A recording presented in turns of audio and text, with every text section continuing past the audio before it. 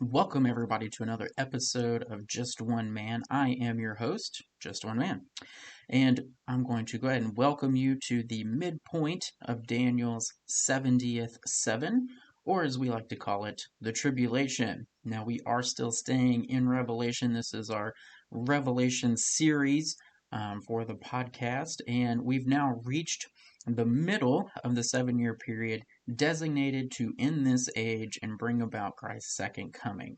It's time the prophets have been speaking about for millennia. It's a time of unimaginable calamity, death, destruction, mayhem, and at the center of it is one man, not just this one man, but is just one man who takes over the world, and that is the Antichrist.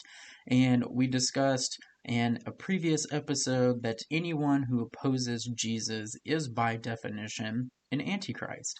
And beyond that, we also learned that the spirit behind that opposition is always the same spirit, Satan. So while there are many antichrists on the earth today and every day, there will be one particular man who rises above them all. And that man is the focus of our attention from this point forward in tribulation. So last episode we studied chapter 10, which was this transition chapter leading us into the middle of tribulation.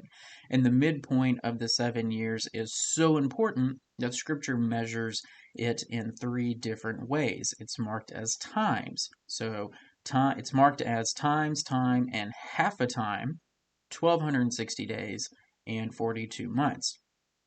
And we will find one of these references in all of the chapters describe the events of the mid-tribulation. Now, in chapter 10, John received a small scroll from a powerful angel, if you'll remember. And that scroll was originally written by the prophet Daniel, but Daniel was told to seal it up and hand it back to the powerful angel for safekeeping. Then in Revelation chapter 10, that same angel, he handed the scroll to John and told him to eat it. Now, symbolically, John took in Daniel's prophecy so that he could then share it with us. Now, we got to ask, well, what was this special prophecy? Back in Daniel, we're told that this secret prophecy regards the second half of tribulation. If you look at Daniel chapter 12, verse 7, it says, I heard the man dressed in linen, who was above the waters of the river, as he raised his right hand and his left toward heaven, and swore by him who lives forever, that it would be for a time, times, and half a time, and as soon as they finish shattering the power of the holy people, all these events will be complete. So the Lord tells Daniel that the events contained in the secret prophecy would last 3.5 years. At the end of those 3.5 years, Daniel is told the events of this prophecy would be completed. So that tells us this prophecy deals with the final 3.5 years of tribulation, which is what we are now moving into in our study of Revelation. And Daniel 12:7 also reminded us that the point of all this calamity was to shatter the power of the holy people. Now, the holy people refers to the people of Israel, and shattering refers to breaking their resistance to God and His Word. So, as we've talked about before in previous episodes, the ultimate outcome of tribulation is to bring Israel to faith and fulfill the promises God gave them. And the events of mid-tribulation and beyond put that plan in high gear.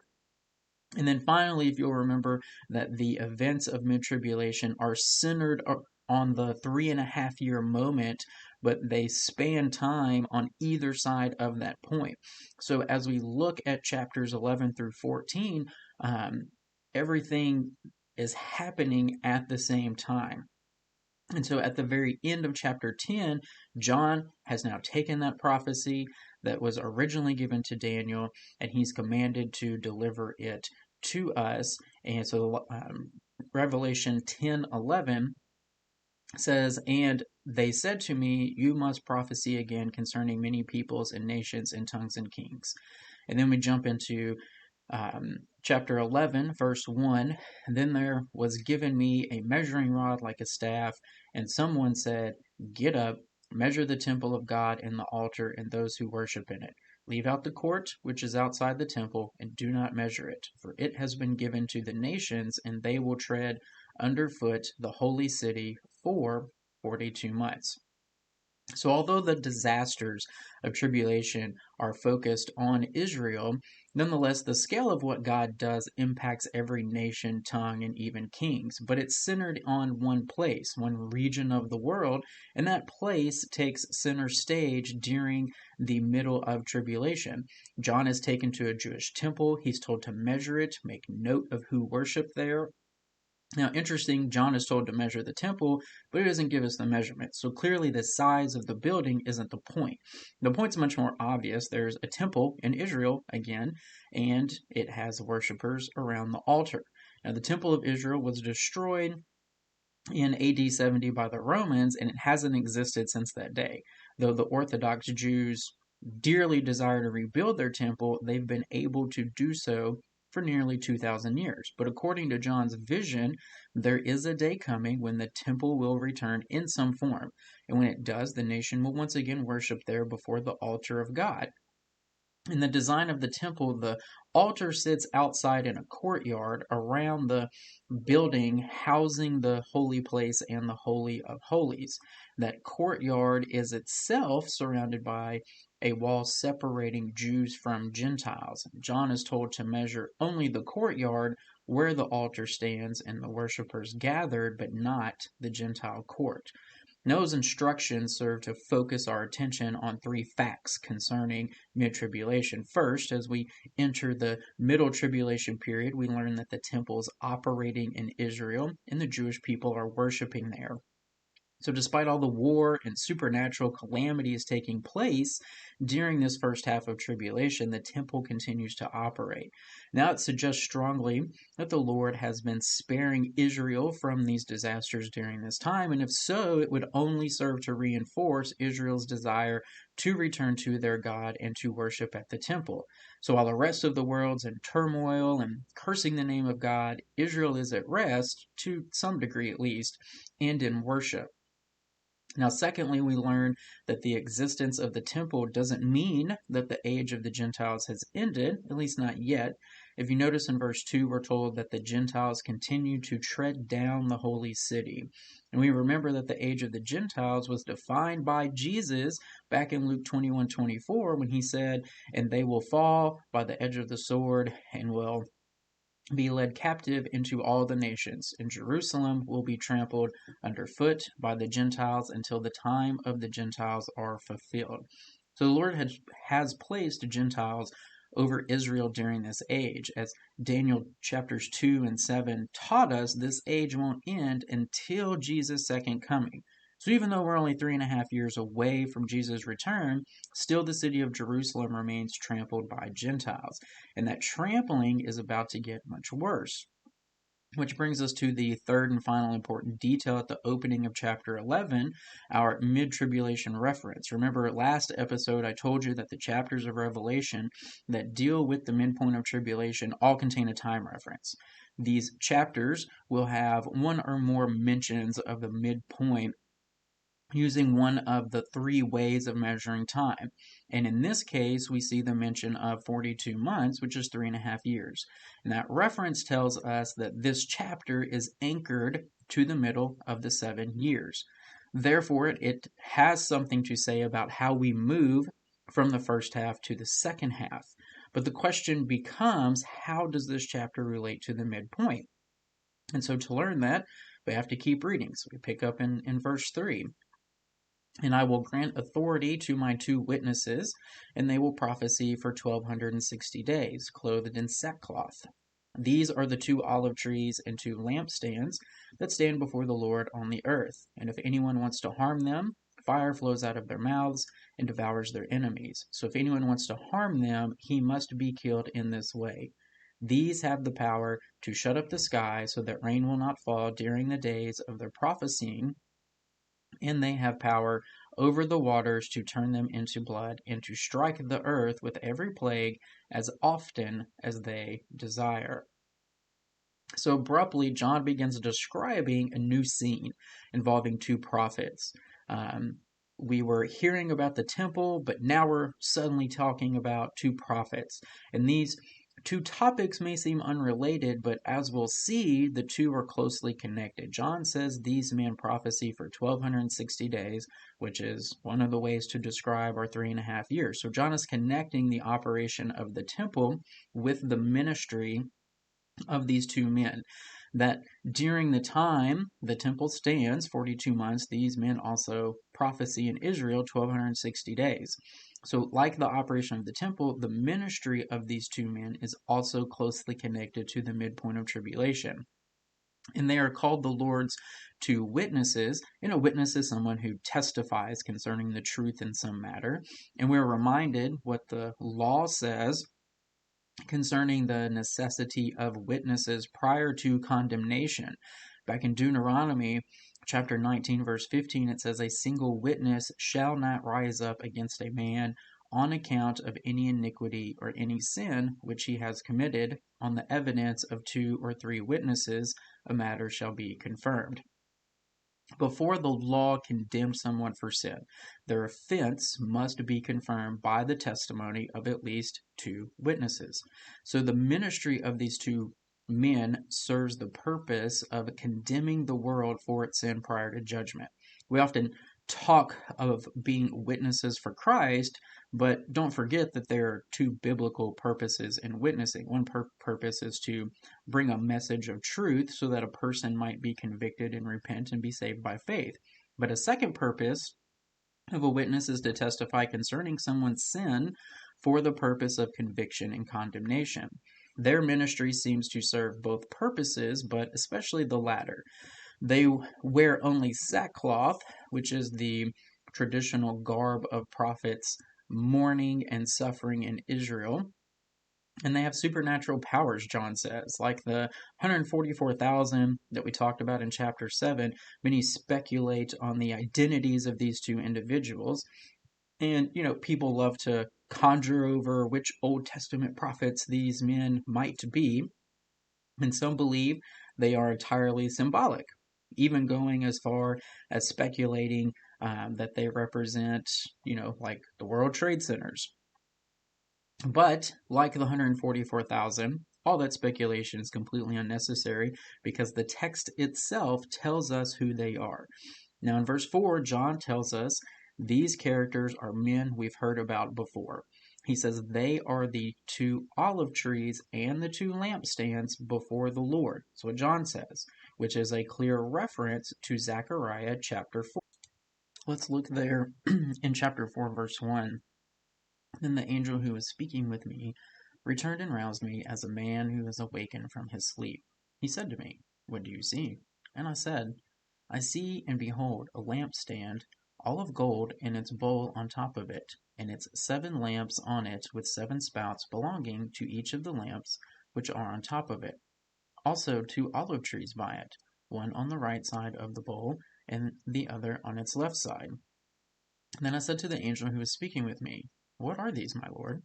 So the angel who was speaking with me answered and said to me, 'Do you not know what these are?' And I said, 'No, my Lord.' Then he said to me, 'This is the word of the Lord to Zerubbabel, saying, Not by might nor by power, but by my Spirit, says the Lord of hosts. What are you, O great mountain? Before Zerubbabel you will become a plain, and he will bring forth the top stone with shouts of grace, grace to it. Also, the word of the Lord came to me, saying, The hands of Zerubbabel have laid the foundation of this house, and his hands will finish it. Then you will know that the Lord of hosts has sent me to you. For who has despised the day of small things? But these 7 will be glad when they see the plumb line in the hand of Zerubbabel. These are the eyes of the Lord, which range to and fro throughout the earth. Then I said to him, What are these 2 olive trees on the right of the lampstand and on its left? And I answered the second time, and said to him, What are the 2 olive branches which are beside the 2 golden pipes, which empty the golden oil from themselves? So he answered me, saying, Do you not know what these are? And I said, No, my Lord. And then he said, These are the two anointed ones who are standing by the Lord of the whole earth. So Zechariah was written shortly after Daniel and Ezekiel wrote their books, and it addresses similar topics. Specifically, the book is written to those exiles of Israel that returned to the land after the 70 years of exile was complete. Remember, the Lord designated that Israel spend 70 years outside the land to make up for ignoring the land Sabbath. And then that 70 years of exile would be followed by another 77s, which is 490 years for people that struggle with math, for the age of the Gentiles. But after the first 70 years, the people of Israel, they were allowed to return to the land, but there wasn't much waiting for them. In particular, they lacked a temple, since it had been destroyed by Babylon, and it took 49 years for Israel to rebuild it. And in that time, the Lord spoke to his people through several prophets, including Zechariah. Zechariah's book speaks to Israel about the Lord restoring their fortunes while judging the nations around Israel that took advantage of her. In particular, the Lord assures Israel that his servant Zerubbabel will succeed in rebuilding the temple. This accomplishment will be done not by the man's might, but by God's Spirit. And the temple will sit atop a plain on the mountain of God, and therefore do not despise the day of small beginnings. So the Lord is alluding to the future of the modest temple. What Zerubbabel builds will eventually become Herod's temple, one of the greatest structures in the world, and it will sit atop a plain built to hold the massive building. But then Zechariah wonders about the lampstands and the olive trees standing on either side, and the Lord tells Zechariah, these are the two anointed ones. But the phrase in Hebrew literally reads the two sons of oil. And these two men stand by the Lord of the whole earth. That phrase means that their ministry will have worldwide impact, meaning they literally impact every person on earth. Now that's hard to imagine. How could any one person have a worldwide impact in ministry? Not even Paul impacted every human being. But according to Zechariah, their worldwide impact is connected in some way to the temple. And now in Revelation 11:4, we're told that the two prophets of tribulation will be fulfilled of Zechariah's prophecy. Back in Revelation 11, we're told that these men have supernatural protection that prevents their enemies from harming them. And in fact, they can make fire come from their mouths to devour any enemy that tried to harm them. That's quite a superpower, and it leads us to wonder, why are these men so hated that they need this defense? Well, the next verse explains why. They also possess power to make life on earth utterly miserable for everyone. They can stop rain from falling during their time of ministry. Additionally, they can turn water to blood, strike the earth with every plague as often as they desire. Now, we know why the earth wants to harm them, and yet for 3.5 years, the Lord protects them from harm. So we know these guys were prophesying to the world for 3.5 years, and in that time, they couldn't be harmed. Meanwhile, they brought great harm on the earth, and naturally, everyone hated them for it. But what was the point of their ministry? We don't know what they were saying specifically, but since the Lord calls them witnesses, it's not hard to guess. It's likely they were declaring the end had come, and that the judgments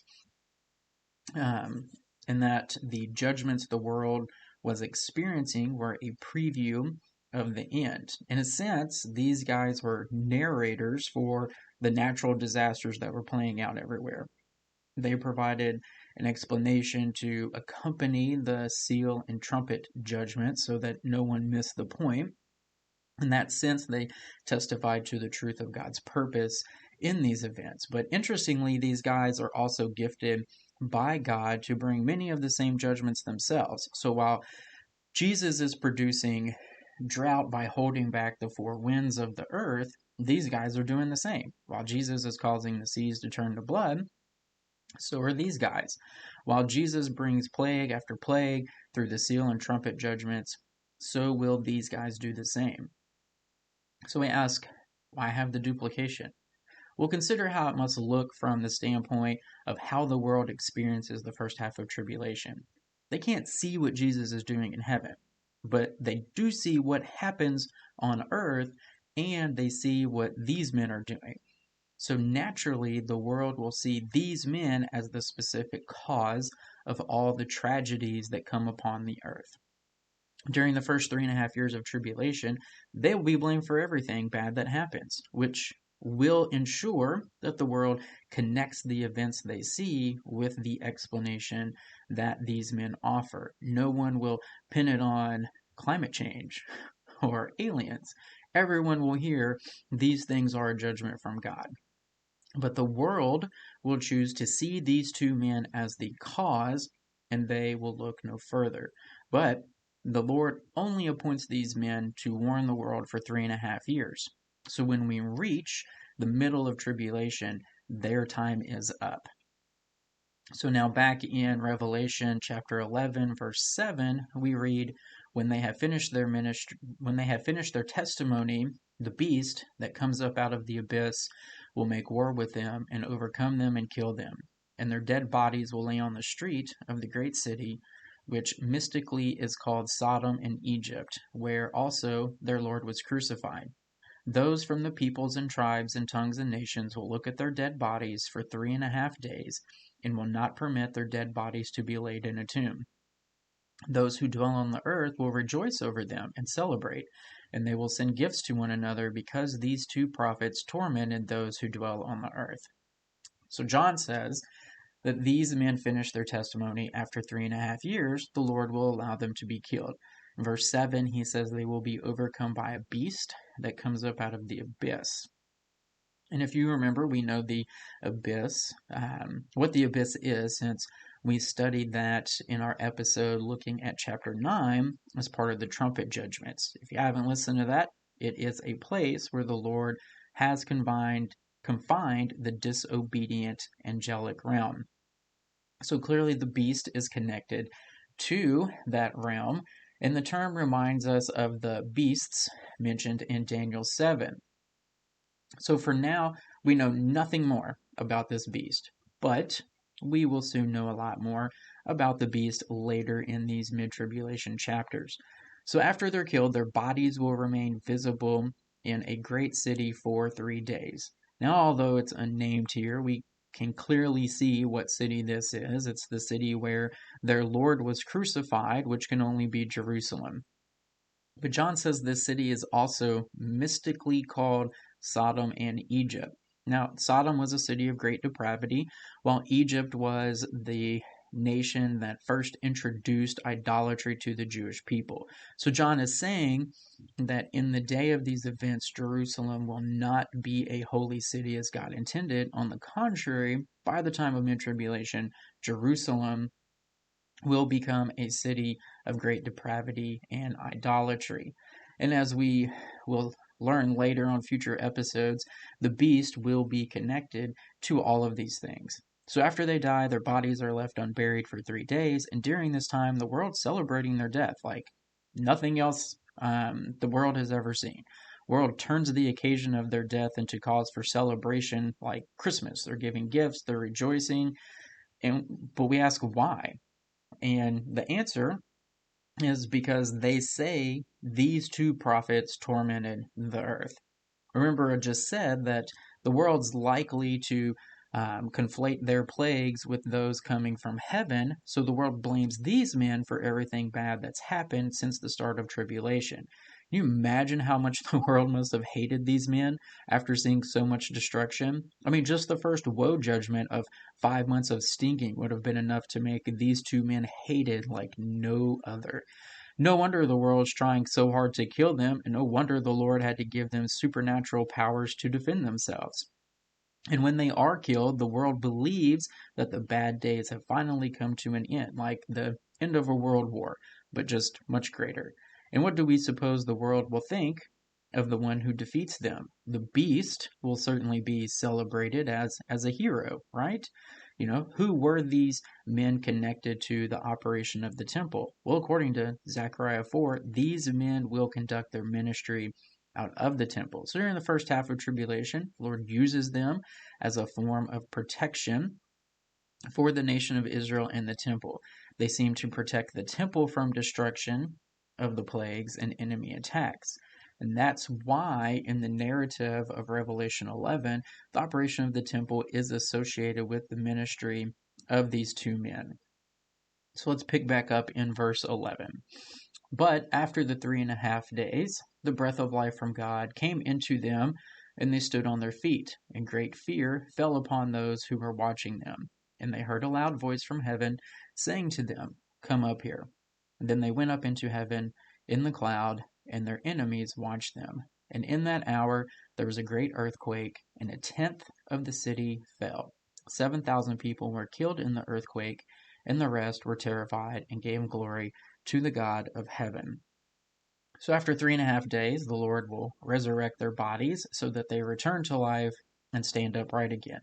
Naturally, seeing two dead bodies return to life after 3+ days of death is going to strike fear into the hearts of the world. But even more than the miracle of resurrection, the world fears the prospect of these men returning to their ministry again. The world's watching this resurrection. They become terrified that the plagues are going to start all over again. But then the witnesses heard the Lord calling them up to heaven. And as their enemies watched, these men are taken to heaven in their resurrected bodies. The message to the world is clear. God approved of these men and what they did and what they said. So the world was rejoicing prematurely. In all these things, we now see how Zechariah's promise that these men would have a worldwide ministry could be true. Not a person on earth wouldn't have heard of these men and or wouldn't be impacted by what they say and do. And not a person on earth wouldn't be happy to hear that they had died or be afraid when they returned to life. And the worldwide impact of their ministry goes even a step further as their bodies are viewed by the whole world. Many speculate that the world's unified response to the events of these two witnesses is made possible by modern technology. But I believe all modern technology will be inoperable at this point in tribulation. The disasters will have been too great to allow modern infrastructure to operate. So the whole earth knows what they do because the whole earth will be reduced to a relatively small community centered on the Middle East. Furthermore, the impact will be so widespread that everyone's talking about the same thing, and the two witnesses are known to everyone as a result. Now, we know that these men are connected to mid-tribulation, but some wonder if they operate in the first half or the second half. They are operating in the first half. As we look back on the events of this chapter, we see that clearly. First, the timeline can't fit into the second half. We know the second half ends with Jesus' second coming exactly 3.5 years after the midpoint, but we're told these men serve for 3.5 years. Then their bodies are viewed for an additional 3.5 days. Now, those extra few days aren't very long, but still, they're more time than exists in the second half of tribulation. And then secondly, these men will be killed by the rise of the beast from the abyss at the end of their ministry. And as we'll look in a couple of chapters from now, the rise of the beast happens at the midpoint of tribulation. Since they are killed at the midpoint, then they must serve in the first half. And then finally, look at the final verse for the chapter. Revelation 11:14 says, "The second woe is past. Behold, the third woe is coming quickly." We know that there will be 3 woe judgments, and then the tribulation will come to an end. The first woe judgment was the demonic scorpions. After that woe ended, we were told that 1 woe was past and 2 more woes were still coming. Then the second woe judgment was the army of 200 million demons who killed 1/3 of mankind. That woe judgment brought us up to the middle of tribulation. The final woe judgment will be the 7 bowl judgments which come at the very end of tribulation. But as we are leaving chapter 11, we're told that the we're told that the second woe judgment is done, yet a third one remains. That would indicate that we're still waiting for the 7 bowl judgments to start. So the second woe judgment has just ended. The third has yet to begin, and meanwhile, the 2 witnesses are now dead and resurrected. So clearly, they were living and ministering during the first half of tribulation and have now died at the midpoint of tribulation. Which leads us to a brief moment to end the chapter, which looks forward to the coming end. Verse 15, then the 7th angel sounded, and there were loud voices in heaven saying, the kingdom of the world has become the kingdom of our Lord and of his Christ, and he will reign forever and ever. And the 24 elders who sit on their thrones before God fell on their faces and worshipped God, saying, we give you thanks, O Lord God, the Almighty, who are and who were, because you have taken your great power and have begun to reign. And the nations were enraged, and your wrath came, and the time came for the dead to be judged, and the time to reward your bondservants, the prophets, and the saints, and those who fear your name, the small and the great, and to destroy those who destroy the earth. And the temple of God, which is in heaven, was open, and the ark of his covenant appeared in his temple. And there were flashes of lightning, and sounds, and peals of thunder, and an earthquake, and a great hailstorm. So the 7th angel sounds in verse 15, and this refers to the 7th trumpet, which are the 7 bowl judgments that end the tribulation. At the sounding of the 7th trumpet, there are voices in heaven declaring that the world has become the kingdom. In other words, the 7th trumpet leads us to Christ's second coming and into the long-promised kingdom on earth. And with that proclamation, the elders fall to their faces to worship God for fulfilling his promise. Since we are made to live in bodies and on earth, I must imagine that the saints in heaven are especially eager to see the kingdom. As much as we look forward to it, at least for now, we have a body and live in a world we call home. But these elders are living in the heavenly realm, which brings them a step closer to the kingdom, but yet it's not a real home. So I wonder if they are even more eager for the kingdom, having come so close to it. And in verses 18 and 19, the elders begin to tell the story of the Lord's faithfulness to his promises, retelling the events of tribulation. The nations were enraged against God, and then God's wrath came, which is a reference to the bowl judgments that we'll look at later. And following that is the time to judge the dead and to reward the believers. And the temple in heaven was then opened, and the ark in that heavenly temple appears along with great natural powers. So the overall scene at the end of chapter 11 serves as a foreshadowing of where the story is going, but it's not there yet. In fact, we will see this preview a second time whenever we get to chapter 15. That chapter leads us out of the mid-tribulation chapters, but the bowl judgments are coming without a doubt. And when they come, they will be followed quickly by the Lord's return and the events that follow leading into the kingdom. And that is where we will return next time on Just One Man. Thanks for listening.